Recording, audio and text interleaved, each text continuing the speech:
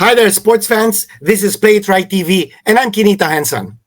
Diane Castillo here. We talk to the greatest about the latest in sports. And Kinito, today we have a super duper exciting episode because we are talking to the name that you say when you talk about Philippine volleyball, an outstanding UAAP player, a professional in the Pro League, a mainstay in the national team, and recent champions of the Invitational PBL Conference. Joining us here once again, yay, Alyssa Valdez. Yes! Hey!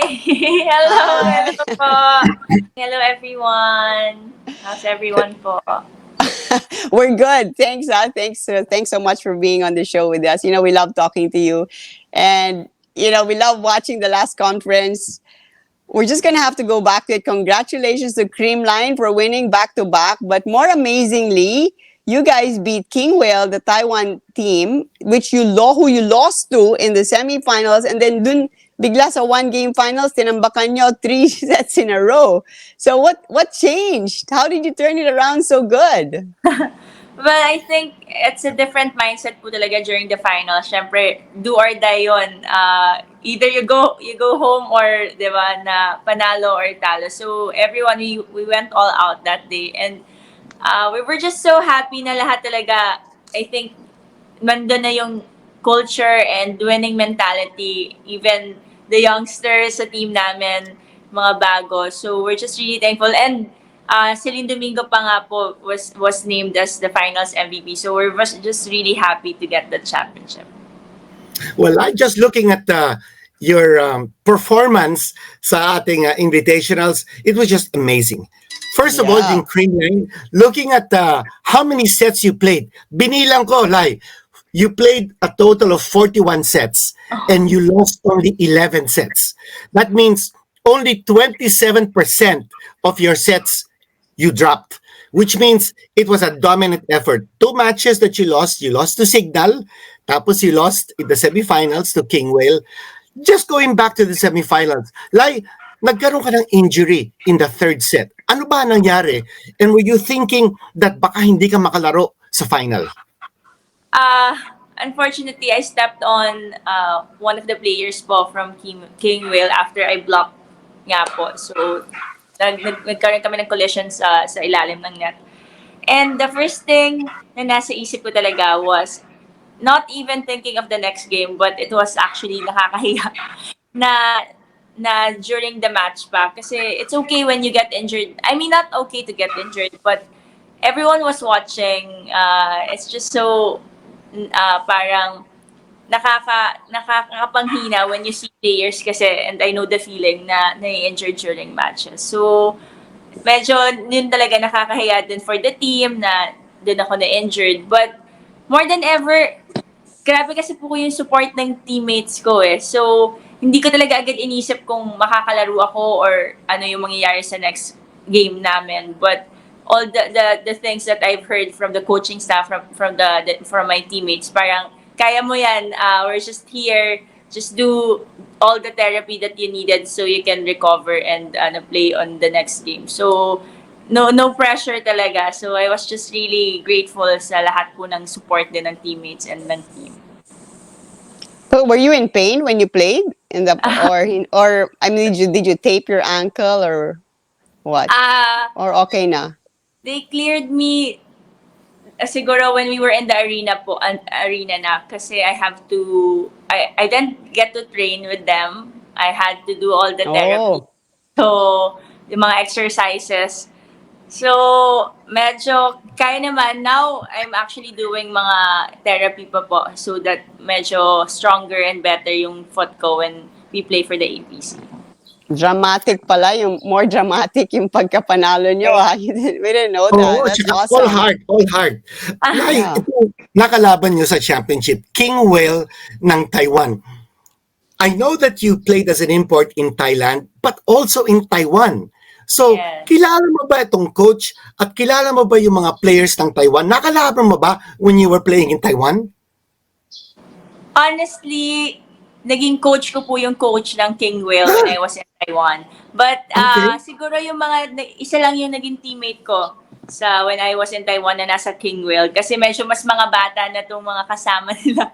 So hindi ko na medyo naabutan po. But yeah, I'm actually familiar with the coach and some of the players, and also probably familiar on the type of play na parang they're very they're not intimidated even if they're a young team, eh. So Yeah. super nice to fight and to play against this kind of team.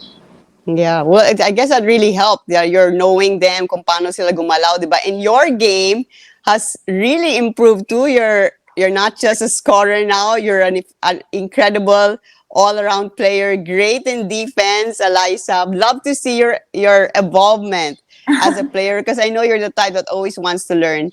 Now that Creamline is representing the Philippines in the ABC, and I was reading your group, wow, you're in group with China, South Korea, Vietnam, and Iran. So Yeah. China, five-time champion, but I know you like playing against better players. So how are you looking at this opportunity now na hindi nyo inaasahan, di ba, to be able to play in the ABC? Definitely po. We're just grateful also for this opportunity as a team, as Creamline. Kasi most of us naman in the team, hindi nabibigyan din po na opportunity to actually represent the country. So everyone's really excited to play for our nation, for the Philippines. Kaya isa yun Yeah. sa mga siguro dadalhin po namin kasi lahat talaga excited to play din talaga. But other than that, we have limited time to prepare po for the AVC. Haven't really siguro scouted every team, but we're really looking forward na yung chemistry namin. Hopefully, as a team, madala namin yun yung advantage namin. We're banking on that na at least kami yung magkakasama. And para mas magkaroon pa kami ng mga experiences as a team na makalaban, hindi po biro na makalaban tong mga international Yeah. teams na to. And hopefully, mabigyan din namin sila ng napakagandang laro at ma-enjoy nila yung stay nila dito sa Philippines for the ABC Cup po. Layong ABC is from August 21 to 29. Pero because nanalo kayo sa invitationals, you will also be representing the Philippines sa ASEAN Grand Prix in Thailand. And that will be Yeah. September 9 to 11. So parang ang laro mo dito back to back to back. Sunod-sunod ang mga competitions, no? But you must be so excited because sabi mo nga, no, iba yung dinadala mo yung bansa natin because you'll be playing for the country. How excited are you and how challenging is it for you to be able to play for Creamline, not just in the ABC, but also in the ASEAN Grand Prix? We're very, very excited as a team, as individuals. As players, we really wanted to, I think, represent our country in the best way possible po talaga. And it's gonna be a challenging, ano ba, it's very challenging for us because, we haven't really prepared for ABC or even Grand Prix. But hopefully, since sabi nga po natin, we're just one team. We're coming all from one team, from Creamline. Yun yung talagang we're banking on that na kahit pa paano po, mas kilala na din namin yung isa't isa and mas makalaro po kami as one team pagdating po sa AVC and sa Grand Prix. Alyssa, you have more help now in the team, right? Before it was only you Yes. scoring, right? Everybody, the set always goes to Chemistry. you, boom, right? So now you have Tots, Gemma, and also said, how good is that you now have several machine guns in Creamline? I mean, it must really up the entire energy of your squad. I'm actually very grateful po in a sense na nakikita ko po talaga yung pinaghihirapan po ng bawat isa sa team namin. And I think this is what it means to be a pro. Everyone's gonna play their role. Everyone's gonna be there to actually do their, not naman job, but what we love, diba? So, we're just really grateful din sa mga coaches namin na ini-instill nila sa amin yung culture na we have to work, everyone has to work yun po talaga yung goal namin as a team. Even the players po na nasa yung second stringers Mm-hmm. namin, they're always ready when they're called by our coaches, when we're down, andun din sila sa amin. So it's just so nice to be in a team na we're just pulling each other up. Na it's a very healthy Yeah, competition, very yeah. competitive. Everyone's very competitive po in the team. Like I can just like explain how competitive everyone is in the team, but I think it's a good sign na we're pulling each other up po pagdating po sa games. For sure. Well, talking about being competitive and also talking about challenges, like this season sa PVL, Creamline has already won the Open Conference, the Invitational Conference, tapos meron pang darating yung reinforced. Magkakaroon kayo Grand ng import. Slam. But are you feeling the pressure of going for a Grand Slam? Like, Grand Slam. What a hard question.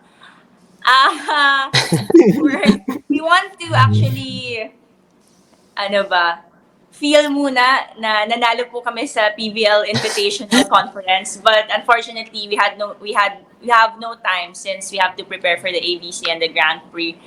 Pero syempre, oh my gosh, as players siguro we want one tournament at a time. We focus first on the ABC. okay. And then let's see what's gonna happen there. All the learnings, we'll bring it to the Grand Prix. And hopefully, all the things na matututunan namin and makukuha namin po sa mga experiences na to, it will help our team really be more competitive and stronger pagdating hopefully po sa reinforced conference. So the ABC starts in 3 days, August 21. Yes. So you guys have to jump right to it, and hopefully you don't play China on your first game. I think it's Vietnam. You'll be playing Vietnam, Vietnam in first your game. first game. Vietnam and then Vietnam and then I think China, Iran, and then the last team po. Okay, so I know you're busy schedule for the team. so while you're trying to enjoy that super victory, you at the same time you have to crank it up and prepare. So ano ba yung plan kahit a few days lang? You're gonna be watching tape or playing or between now and the ABC? What's the plan? I think one of the plans would be we have to stay healthy first. Everyone has to stay healthy. The pandemic is still here. So Right. hopefully we're all healthy so we can all play for AVC po. Other than that, the only thing I think we could do is to actually stick to our system as a team and really study all the teams na makakalaban po namin. For now, yun muna yung mga things na ginagawa po namin and ng mga coaching staff namin. So, praying for a healthy AVC Cup po talaga for everyone. Oh, you mentioned yung coaching staff ng Creamline. Of course, nandiyan dyan si Sherwin Meneses. I just want to find out, what is his style? Is it any different from the coaches whom you've been under? Alam ko, at Ateneo, you won 2 championships. You were under Roger Gorayev, and then you were under Tai Bundit. Tapos sa national team natin in the last Southeast Asian Games, you also were handled by Coach Jorge De Brito. So, how is Coach Sherwin compared to the other coaches, and what does he bring to the table? Coach Sherwin is very quiet. Okay. But you know what? I really appreciate Coach Sherwin because when he say what he wants to say po talaga, very straightforward and direct to the point. And that's what we want. When he says na we need this, we're gonna do it. Parang minsan mo lang siya maririnig pero all the things na sasabihin niya po, very crucial sa mga games namin, sa trainings namin. And man of few words talaga, pero very, very helpful po para sa amin. Ganun po si Coach Sherwin. Kaya we really appreciate him and the team po talaga. One of the things that we love about you, Alyssa, is you're not just a great player, but you're a super fighter on the court. And nakakahawa talaga yung energy mo and your drive, just go, keep fighting. So now, I guess your teammates are going to look up to you those, especially those that haven't played in the national team or against foreign countries, against playing against teams that have such a high level. So, what are you gonna be telling them? Ano mga tips mo na ibibigay mo kapag, kunyari, kaharap niyo likes like China or South Korea na talagang malakas? Playing for the national team is such a great honor po, and you just really wanna enjoy every moment kasi iba po talaga yung we love playing for our club teams also, but representing our country, iba yung hype na binibigay niya po talaga, and when you're there you wanna enjoy and you wanna get all the learnings that you wanna get, and siguro sasabihin ko lang sa teammates ko, you enjoy and just do everything na ginagawa natin sa practice, and you just have to play and be yourself because we have everything to gain in this tournament po talaga. Nothing to lose. Don't get intimidated, no? Yes. Laban lang. Laban lang. Lai, I just want to ask questions that will delve more into your persona. And I'm so excited to ask you about first being a player and next being a captain. As a player, when you're on the court and you're about to deliver the championship point, and you've been in this situation many, many times, ano yung pakiramdam mo, no? Especially when you know that on your serve, you'll be able to deliver that championship point. Or if the ball comes to you, tapos, this could be the clincher. Okay, that's my first question. Tapos, I'll ask you also later on about you being a captain. So first, yung pressure, yung excitement of being able to deliver the championship point. Lai. Honestly, hindi ko sure kung... I'm just really excited. I'm just really, what do you say, in the game and the zone po talaga. Lalo na pag final siguro. But when you zone out kasi talaga when you're in the game eh. And they say it's always hard to close out the game. So grabe po, extra focus talaga, extra I'm just really motivated. I think one of the things na I carry whenever it's the last point or championship point would be the trust from my teammates and from my coaches. I would always go for all out talaga kahit mag-block or mag-error. Basta I know for a fact na ibibigay ko lang lahat and everyone's there to support me lang. Yun lang yung dala-dala ko po. Pag tumatalon ako or pumapalo ako. Pero quick follow-up, Alyssa, to Kinito's question about having to make your serve on a championship point. I notice you take an extra few seconds and it's like you're talking to the ball. Yes. What do you say certain things, words of affirmation, or what do you think at that point, or is it all autopilot na? Well, it's always different. Well, service po kasi is something na wala kang kalaban talaga. It's all on you.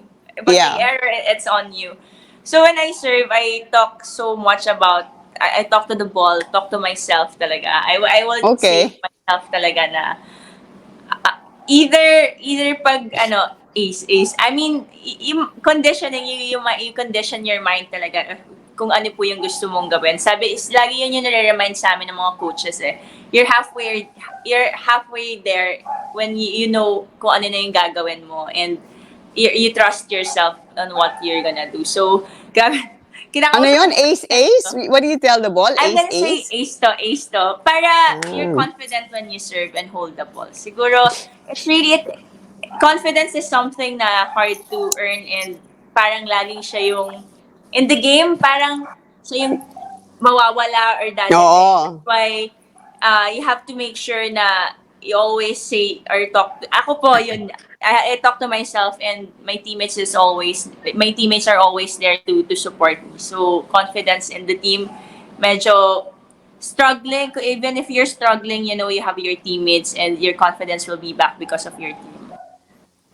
Like your role as being the team captain of Creamline, how do you hype your teammates? How do you motivate them in the locker room? And siguro, ano yung mga sinasabi mo sa kanila? And also, sino yung mga mina-mentor mo? Yung mga maybe new players sa Creamline? Loaded question, Eliza, but we're so excited to hear what you have to say about your role as team captain. To tell you the truth po, I think most of it, not if not most, all in the team, they're captains in their own teams before they went to Creamline. Mm-hmm.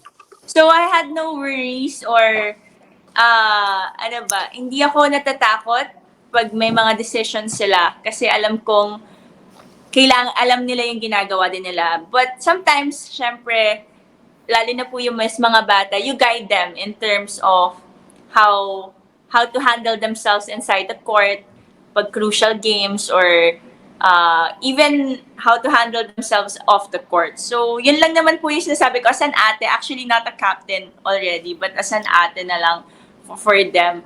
Kasi, most of us talaga, leader po talaga eh. That's why I think it's working. It's very hard Mm-hmm. to actually, ano ba, Pull parang others up. mapagsama-sama yung ganong personality. But in our team, everyone's just being respectful of each other. And I think that's one thing that I really want in the team, the respect. If you have respect, everything will follow po kasi. So, that's what we instill in each other. Galing. What about yung mga mini-mentor mo? Right. Mini-mentor ko. Parang ako po yung mini-mentor nila. Actually, we're learning from each other kasi po, sir, kasi, syempre, I think it's a good mix, our team. There's mga bata sa amin, merong mas mature and mas matagal na naglalaro. So, we actually learn from each other. That's why the team hindi nabubore siguro or hindi nagkakaroon ng may mga tampuhan but very minimal talaga, and I think that's normal to make our team stronger and better din talaga. But other than that, we really learn from each other. I actually just talk to sina Celine kung ano yung mga dapat nilang gawin, and sina Celine or other players would talk to us na parang, ate, what if ganito? So it's an open communication naman po. We have open communication in Creamline din. Good job, Creamline. So, Liza, I know you're still in the thick of your volleyball career, but you're such a role model, and you know how so many people look up to you. Have you thought of eventually passing on your skill, your mindset, your winning ways to younger volleyball players? Like, have you thought of, like, let's say, setting up an Alyssa Valdez volleyball school, stuff, or something of that nature? Has that crossed your mind? That's the dream. That's really the dream. Oh, Before the pandemic, I've actually went to different provinces po to teach volleyball then, to mentor kids actually. And because I have started from that when I was a kid, I had no parang exposure also or opportunity to play in any other league because medyo nasa province po ako. So I just really wanted to have a school or a camp wherein kids or kung sino man willing to play volleyball, matuto po, and to have a proper training, to have proper training and siguro mentality also. So that's really my dream po as so from one of the sa players. mga provinces, you wanna, like, Yes. get talent from the province, give them exposure. Yeah, because, I think very limited po ang opportunities when you're in the province. Katulad ko, as I've said a while ago, medyo wala po mga tournaments and walang mga camps. So, or school na pwedeng mapuntahan yung mga kids. So, hopefully, mabigay natin yun sa mga kids. Paying it forward, and eventually we can watch them play in the UAAP or in the Pro League or PBL. Like, beyond your playing skills, one attribute that you have na lahat ng mga volleyball fans humahanga is your discipline, both on and off the court, and also in your own personal life. That discipline is such a big factor of being a successful athlete. How can you instill that virtue, the value of being disciplined, to those who watch your game, who follow you, and who idolize you? And how has that discipline given you an easy transition from being a college player to being a professional player? That's a very tough question, but I never really thought na sports can bring out the best in one person, and I'm just so thankful for that. And hindi lang kasi po yun yung nakukuha natin sa sport or anything that we're passionate about.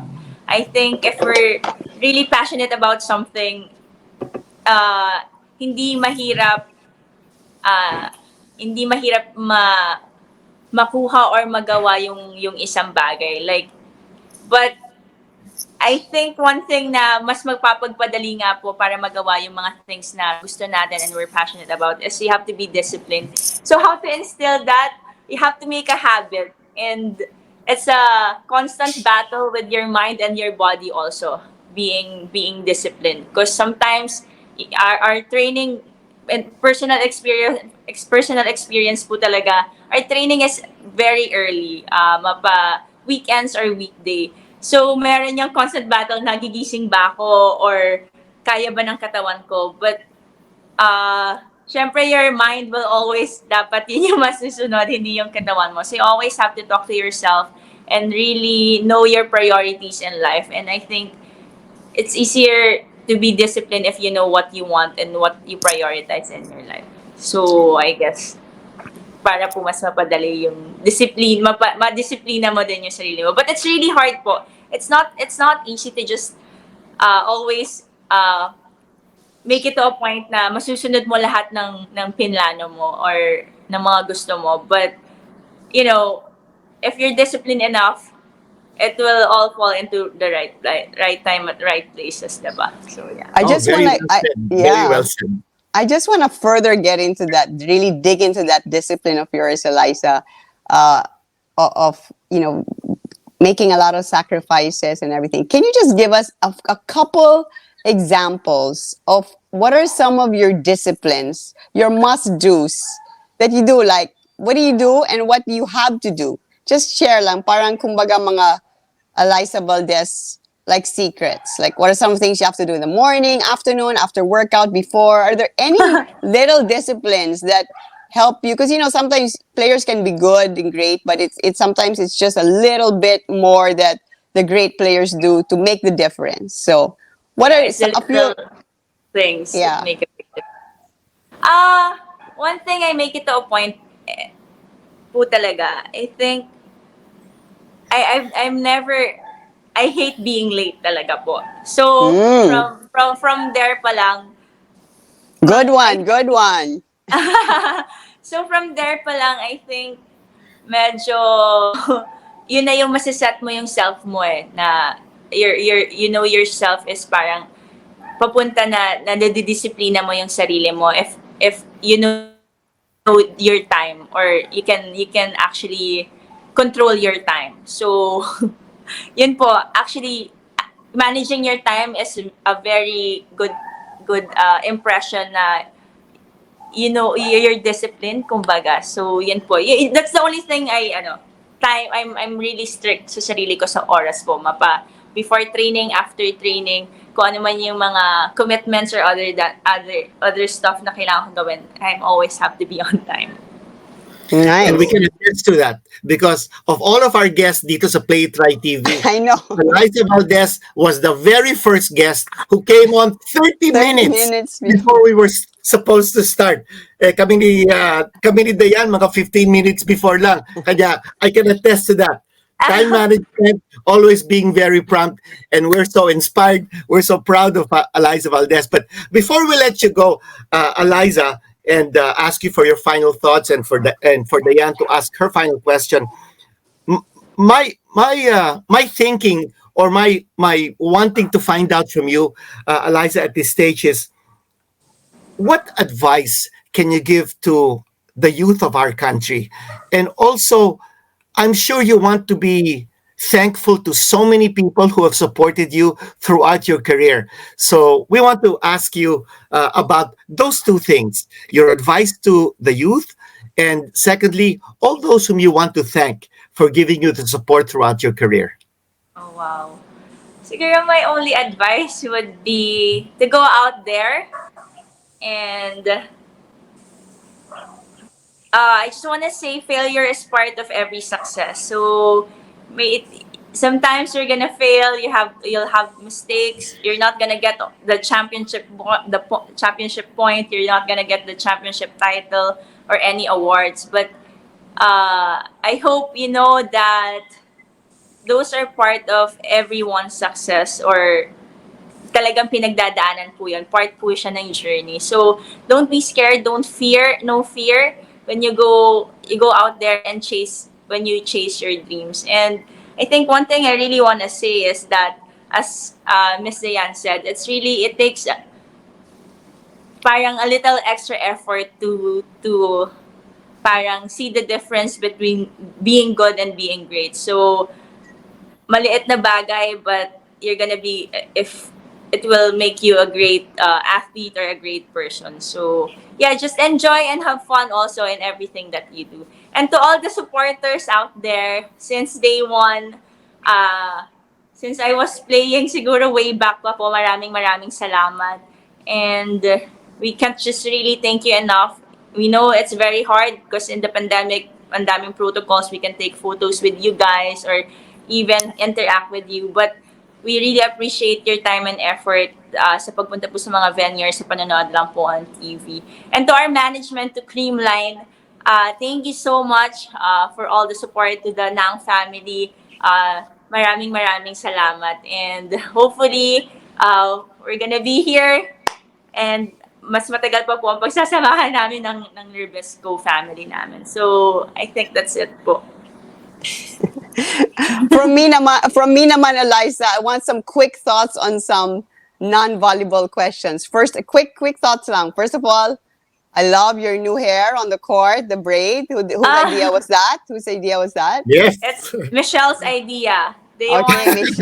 Michelle, all right, nice, bagay. Secondly, I love your birthday glam shoot. Are you gonna have more of those? Whose idea was that? Well, my glam team po. It was a gift from my glam team. Yeah, sila. You enjoyed it? I actually enjoyed it. That's my first ever birthday shoot, and it was something different and to look forward to. Hopefully, next time ulit po. Are we going to see you entering some showbiz show and other reality shows? Are you open to that? Maybe if you have time within your schedule. Actually, I'll be one of the hosts daw po ng PlayitRight. No, I Oh,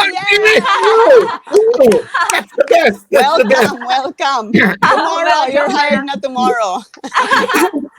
Actually, for now, I'm really focusing on the games po, since this year I think sport is really back. The sport is really back. So I'm just really grateful for all the games. We missed it, and hopefully I still learn from all the games na malalaro po. Nice.